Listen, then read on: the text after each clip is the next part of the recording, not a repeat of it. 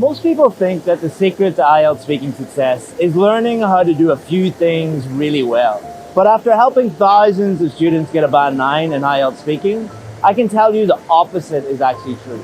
The real secret is band 9 students avoid traps set for them by IELTS speaking examiners. And if you fall for them, you will fail. This video will show you what those traps are, how to spot them, and how to avoid them so that you can massively increase your score. And at the end of the video, I'm going to reveal the biggest IELTS speaking secret that's contained in one of my favorite movies. Understanding this secret has done more to help my students get a band 9 than anything else. And you can learn it instantly. The first trick they play is really sneaky, and it's the same trick my dad used to play when he worked here as a chef. Young chefs would come into his kitchen and ask him for a job. Sure, my dad would say, come back tomorrow, cook me something. If I like it, you can have a job. And just before they left, he'd say, is there anything you do not like to cook? And when they arrived the next day for the cooking demonstration, he'd ask them to cook the thing they hated. So what has my sneaky father got to do with IELTS speaking? If you look online for topics that will definitely come up on test day, you'll find these 3 topics. But if you look at the official Cambridge questions, you'll find very unusual topics that you weren't expecting. You see, when IELTS examiners ask about your home or your work or your hometown, they often get answers like this. I am over the moon that you asked me about my hometown. It is only once in a blue moon that I get to talk about a topic that is so close to my heart. There are a plethora of reasons why one would enjoy my hometown. Let's talk first about the 18th century architecture. But if the examiner was to ask them about a topic they weren't expecting, such as wigs, the examiner might hear an answer like this. I don't know anything about wigs. I've never worn a wig in my entire life. And things are going to get much worse for this student because the examiners are trained to spot memorized answers. And what they will do if they think that you are giving memorized answers, for example, about your hometown, they will ask you more and more difficult questions on unusual topics. And here's the scary part. The examiner has your memorized answer and your answer to the questions you weren't expecting. They will not base their score on this answer. They will base their score on this answer alone. Because as my father used to say, a chef is only as good as their worst dish, not their best dish. Your memorized answers are not your real level. Your real speaking level is dealing with questions you were not expecting. So if you do get an unusual question on test day, answer it like this. No, I've never worn a wig. I think that people who wear wigs sound and look ridiculous. I think they really just do it for attention or to be funny, which isn't funny at all, to be honest. Now, if you thought the examiners were sneaky in part 1, you're really going to hate them after I reveal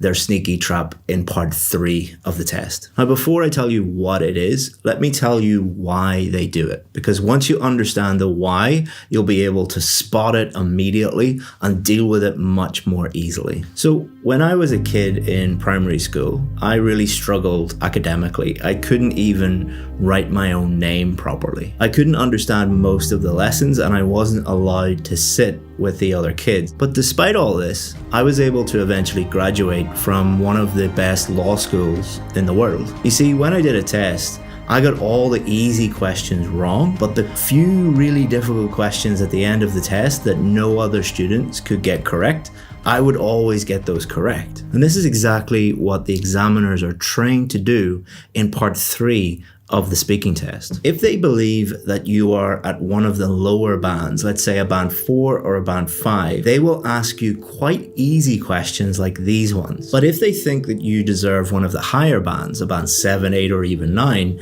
they will ask you more and more difficult questions. Notice how in the book here, the questions get more and more difficult. But the key here is how you react to these more difficult questions. These questions will come at the very end of the speaking test when you are stressed, you are tired, and you just want the test to end. And when the examiner asks these questions, often students will give answers like, yes, I don't know. The thing you have to remember with these questions is the examiner is testing you. They are testing, are you capable of answering these band 7, 8, and 9 questions? Because they have to separate out the band 7s from the band 8s from the band 9s. One of the ways they're trying to do that is ask these really, really difficult questions and then see how you react to them. So what if you know nothing about the topic, or you just find that question really, really challenging? Are you going to automatically get a low score? No, let me show you how to cope with those questions. So if I was doing the test and I got this question and I know nothing about this topic, I am a complete idiot when it comes to this topic, I could say something like this. To be honest, I don't know anything about this topic. I'm not from India and I don't know much about cooking, but if I had to give an answer, it's very difficult to predict the future.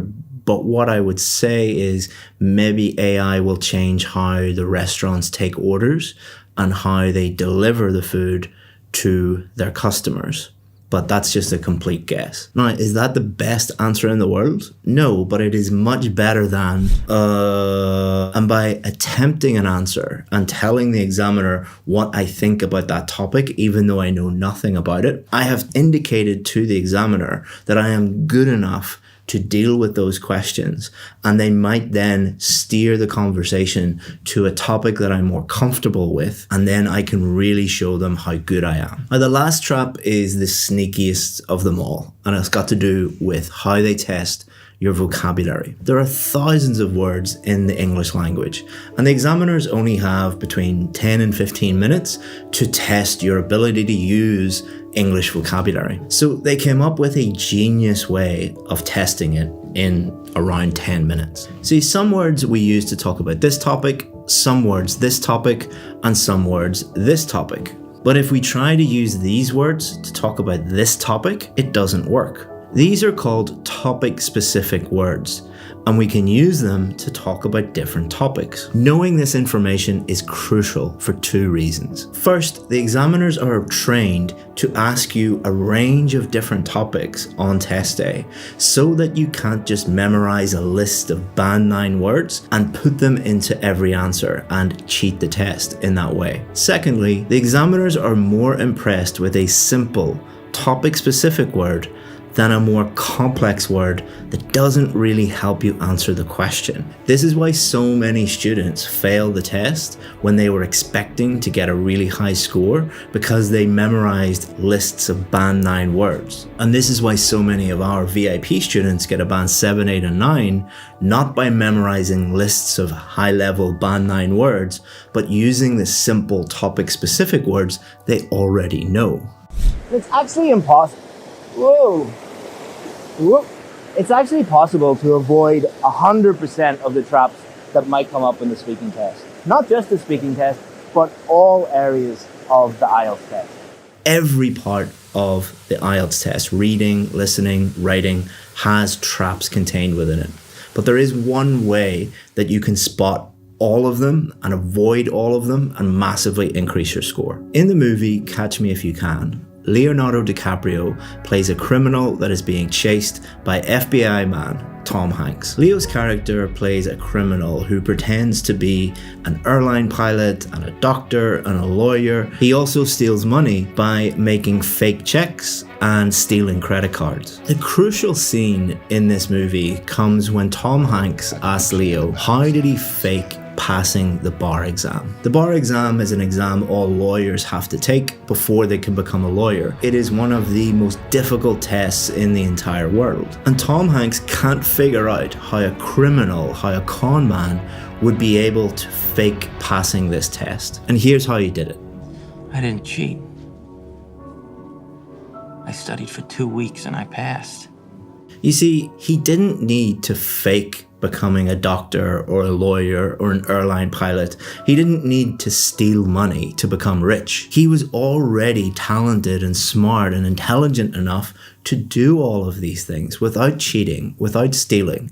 He just needed to stop cheating. All of the IELTS traps are used to catch cheaters. Like Leo's character, most IELTS students don't cheat because they are bad people. They cheat because they lack confidence, they are scared that they're going to fail, and then they get desperate and resort to listening to these tricks and cheats and hacks. And the most fascinating thing is this movie is a true story. He now actually works for the FBI, and credit card companies have paid him millions of dollars to help prevent future criminals taking advantage of the system.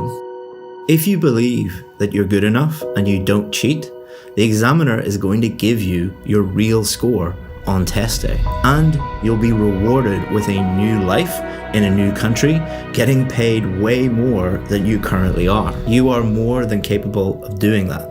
You just have to show them. But many of you are probably still worried right now and you want some tips to help you improve your speaking score. Check out this video where we help Priyanka jump from a band 6 to a band 8 by just giving her 4 simple tips. It's really going to help you. Check that video out. Made it across, didn't die.